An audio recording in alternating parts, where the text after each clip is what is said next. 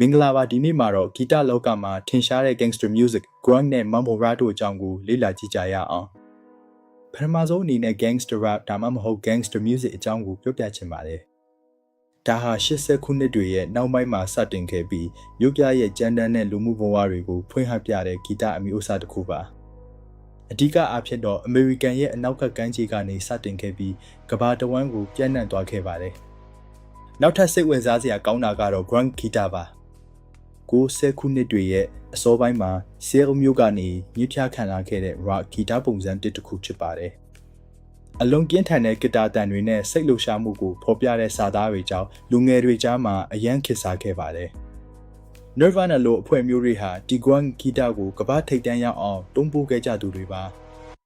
အခုနောက်ဆုံးတစ်ခေတ်မှာတော့ mumble rap ဆိုတာကိုကြားဖို့ကြမှာပါဒီမျိုးစားကတော့စာသားတွေကိုပြက်ပြက်တသားမဆိုပဲလေယူလေသိမ်းတဲ့ခန်းစားချက်ကိုဦးစားပေးတဲ့ rap ပုံစံတစ်ပါ social media နဲ့ streaming platform တွေကနေတဆင့်ဒီနေ့ခေတ်လူငယ်တွေကြားမှာအရန်ကိုလွှမ်းမိုးမှုရှိနေပါတယ်ဒီဂီတပုံစံ၃ခုစလုံးဟာသူတို့ရဲ့သက်ဆိုင်ရာခေတ်အလိုက်ယဉ်ကျေးမှုနဲ့လူမှုရေးပြောင်းလဲမှုတွေကိုထင်ဟပ်နေပါတယ်အခုဆိုရင်တော့ gangster music, grunge နဲ့ mumble rap တို့ရဲ့ခြားနာချက်တွေကိုသိလောက်ပြီလို့မျှော်လင့်ပါတယ်ကျေးဇူးတင်ပါတယ်